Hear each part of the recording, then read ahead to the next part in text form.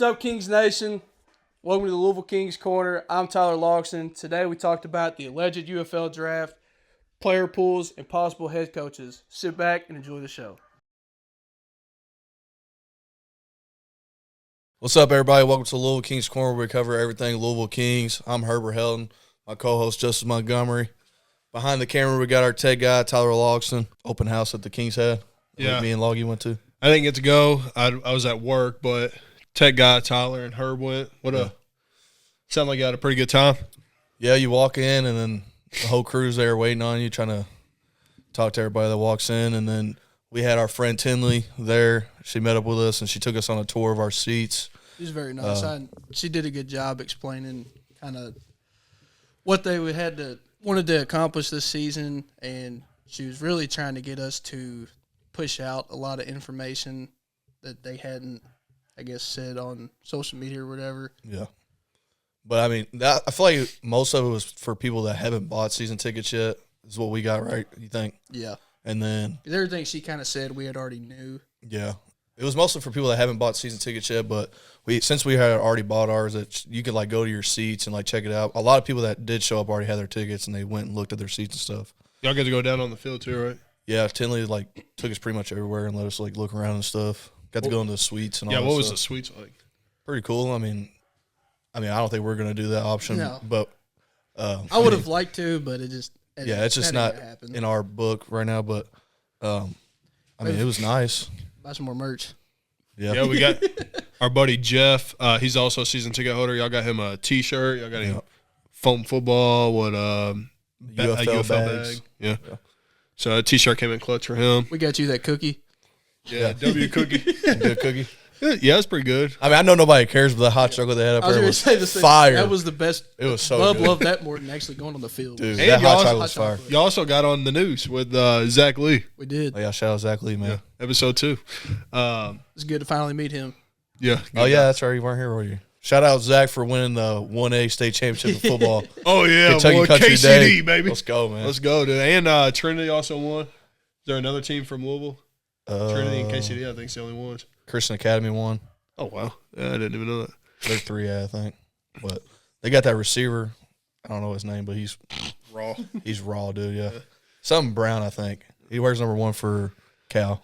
I don't know. He's bad, bro. Is there anything else that we did at the open house that you can think of? We got to talk to Steve for a little bit. We did. Really walked in. Tinley showed us our seats. She said that they'd already sold. I think it was 3,500 plus. Yeah. That's pretty good for not having Anything. literally anything. And then there no was head coach, no players. Yeah, there was people actually buying season tickets too while we were there, so I'm sure that number is a little bit higher now. Today we had some news break from the State of the Stallions. They're the ones that broke the news. It's a fan page for the Birmingham Stallions. But what do you think of this, man? This is the UFL. They're going to do a whole new redraft of the league. None of the teams from last year are going to be the same teams from this year. So I'll say it's definitely good for us. Yeah, for Kings fans, but yeah, everybody that's watched UFL from previous years, they absolutely hate it. Yeah, I mean, if we were an established team already and, say we made a playoff run last year and then we had to redraft our team, I'd be pretty upset about that. But, I mean, the way they got it laid out, though, I feel like you can make your team – every team's going to be, evenly distributed, I would think. Yeah, I would say so, too. So I think that's why they're doing it. It's fair for everybody. Kind of a fresh start. It's a fresh start. Well, some of these teams that they get to choose from are just outlandish. We'll get into that, but yeah. All right. The player pool for this draft will consist of players who finished the 2025 UFL season on active roster or injured reserve, 2025 NFL draft eligibles, 2025 NFL training camp cuts, 2026 NFL draft eligibles, top showcase attendees, or other free agents.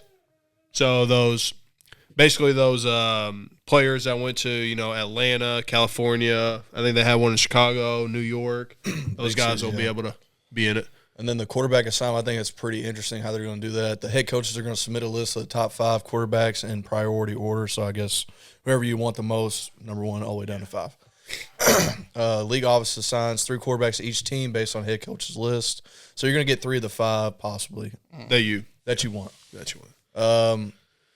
the head coaches, OCs, and league offices to recruit quarterbacks following assignments. January 5th, finalize assignment. So I guess all this has to be done before January 5th. And this draft is taking place January 13th. Yeah, that's day one. There's 2-day drafts. So. Yep, 2-day draft. All right, on January 9th, head coach may choose a maximum of 10 players from the colleges around the team. So starting off, the Louisville Kings are gonna. I'm sure before we start doing this, I think like they gave like a general like colleges in the area, but they left other colleges out that players could come from. I think like so for the Louisville Kings, here's an example. Like we have Louisville, Kentucky, Tennessee, and Cincinnati, which we also talked about. You can have WKU or possibly like West Virginia or Vanderbilt. Yeah. These kind of things. Next team up, we have the Birmingham Stallions, Alabama, Auburn, Ole Miss, Mississippi State, and UAB. That's a good lineup right there. The Columbus Aviators are going to be stacked, dude. Yeah. They got to be. But it's also confusing because they have the maximum 10 players, so I guess you can only like pick 10 players from that pool. Yeah. So that's the Birmingham Stallions, Columbus Aviators. They have Ohio State, Michigan, Notre Dame, and Indiana. Insane lineup. That's like the whole Big Ten. Yeah. That is going to be – and then that team's going to crush, dude. Yeah. 10 players from that, you can make a pretty solid roster just based off of that in those colleges. Dallas Renegades. Yeah. You got Baylor, SMU, TCU, Texas, and North Texas. I'd say that's a pretty good pool to choose from. Yeah. Orlando Storm has Florida, Florida State, USF, and then UCF, and then we also talked about possibly Miami. Yeah, Miami. I don't know why Miami wouldn't be on that list, but maybe they're only given 4 or 5 colleges. Maybe that's just the general, like, 100 miles. Yeah. So, DC Defenders, you got Maryland, Penn State, Virginia, and Virginia Tech. And then the St. Louis. Did you say St. Louis already? Nope. The St. Louis Battlehawks will be Illinois, Iowa State, Iowa, and Missouri. And then you have the Houston Gamblers. They have Houston, LSU, Rice, and Texas A&M. It's also a pretty good. That is another, yeah.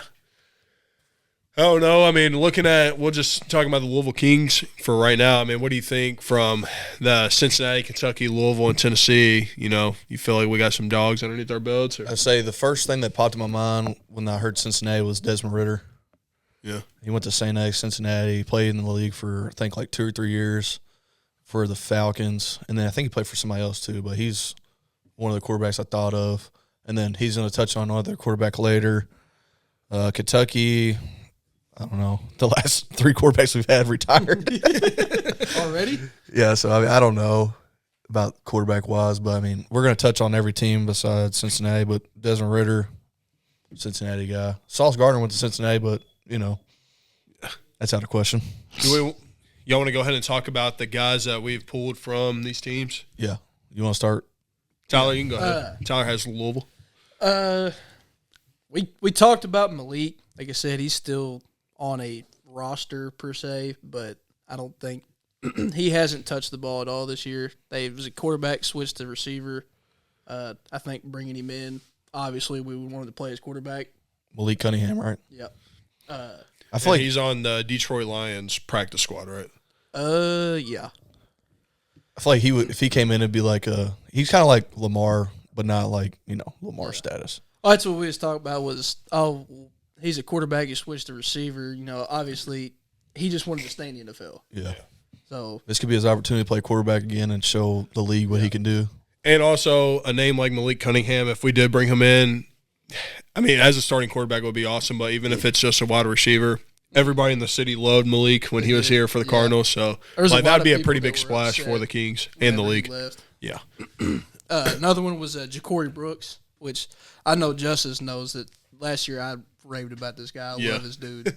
Was really upset that he was a senior and really kind of upset me when he didn't get drafted. Kind of didn't really see it. He had 61 receptions last year for 1,000 yards pretty much and 9 touchdowns. Like I said, he was other than like Devontae Parker, I would say he's like probably top 3, top 4 little receivers. Yeah. And then another one was defensive lineman Thor Griffin. His name's Thor, bro. Yeah, that'd be pretty sick. Like he was decent. He had 19 tackles, 3 sacks, and his 4th fumble last year that he played with Louisville. But you also got to think Ashton Gelati was on the other side of the line. Yeah, he's getting there a little too late. Yeah. So this dude right here, pretty sure he follows us on Instagram, and he got drafted by the Seattle Seahawks. He got did drafted, he just get picked up? He got drafted by him, but he hasn't played a snap. So I guess I would love for him to come since he's been on my Seahawks, bro. Yeah. Herb right here, big Seahawks guy. Yeah. Thor, if you have any leftover gear, maybe a dirty jock strap, send it to him. He'll love it. We'll get it framed up. And put it in I the can back. hang it on my wall in my Seahawks corner over here. As long as you write Thor on the cup part, I'll hang it up on the wall. No, but for real, I'm a 2X, so. Jockstrap? No. Absolutely not. All right, Herb right here, he had Kentucky, the place for Kentucky that he Yeah, likes so it. first thing I had was Lynn Bowden. Obviously, he's not a quarterback; he's a receiver, but he could play quarterback, receiver, running back. I feel like he'd be a good gadget guy to have.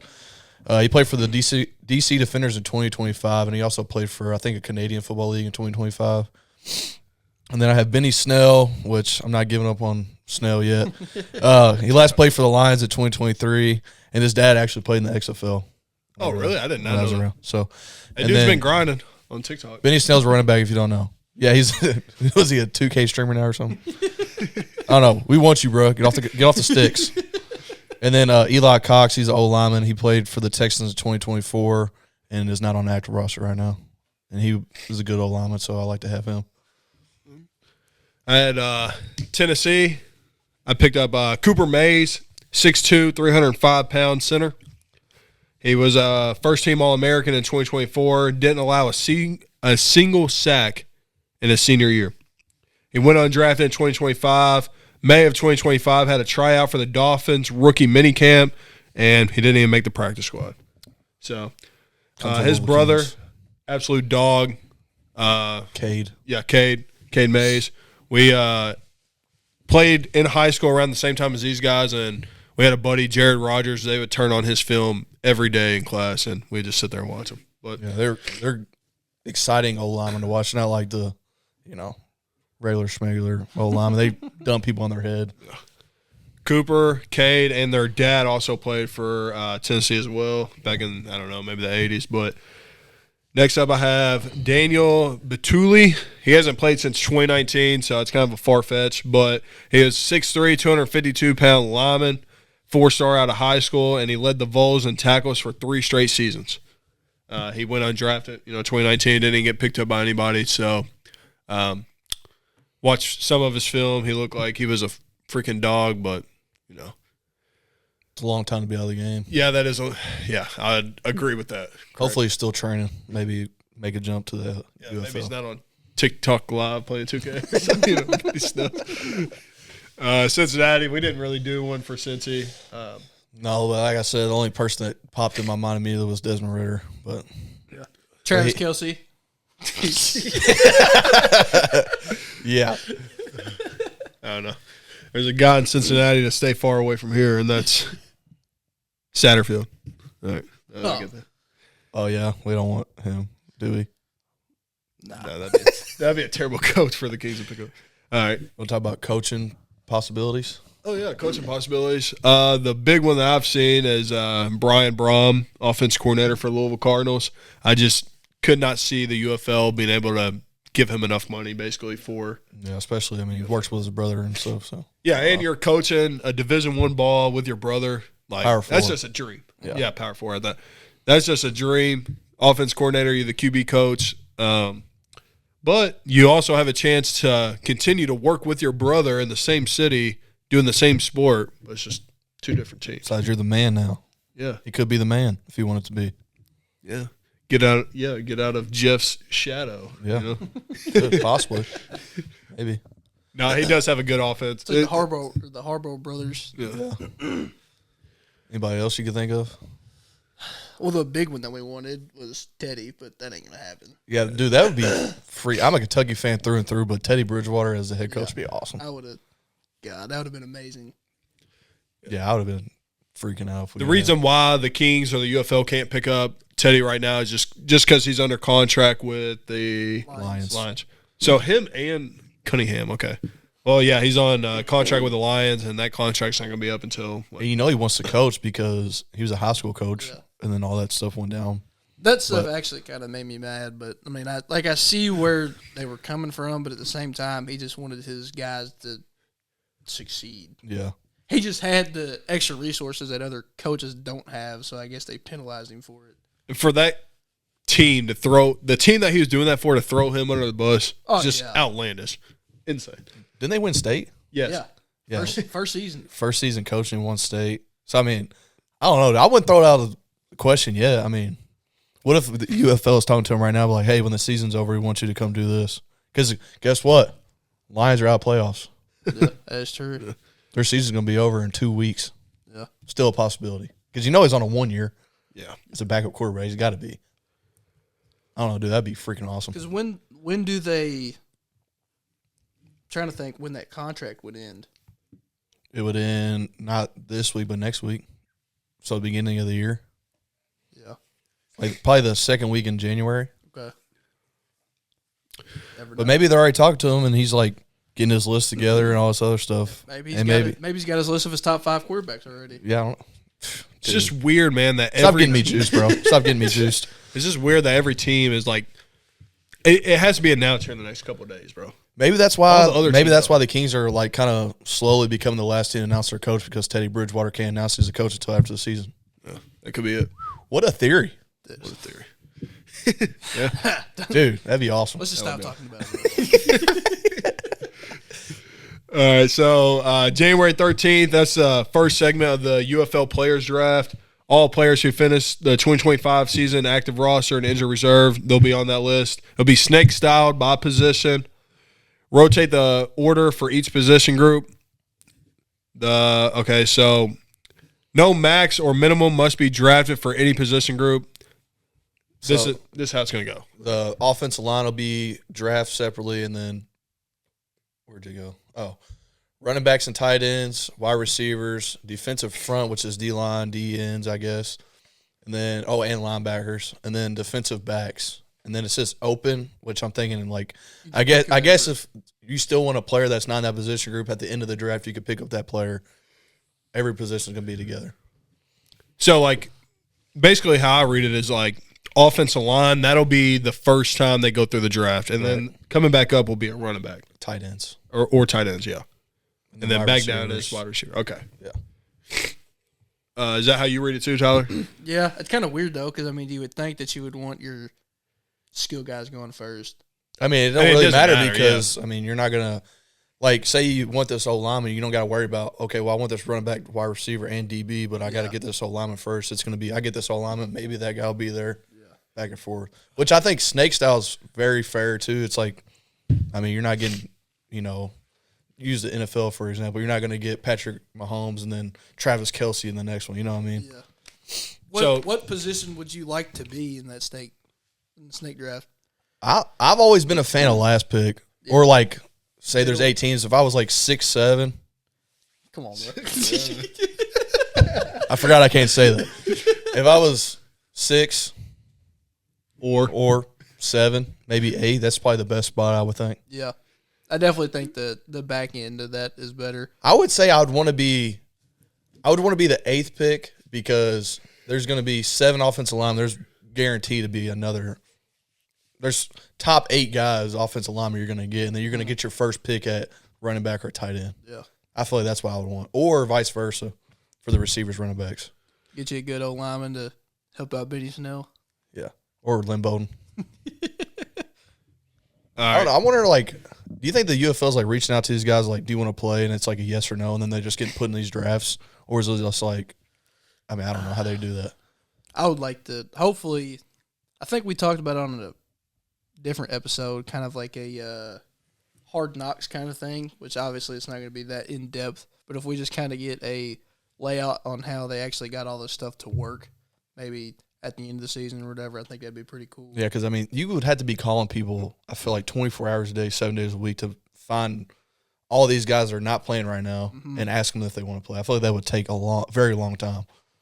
I'm sure there's a lot of guys that are reaching out to UFLs, like put my name in the draft or whatever. You know who I just there's thought about? a ton of comments just Yeah. on the Kings itself. Yeah. Instagram page. I mean, we got people sending us their highlights and stuff. Yeah, actually, dude, we actually do have people sending us their freaking huddle pages and stuff. Yeah. Give me one chance. All I need is one chance, bro. I don't know what to tell you, man.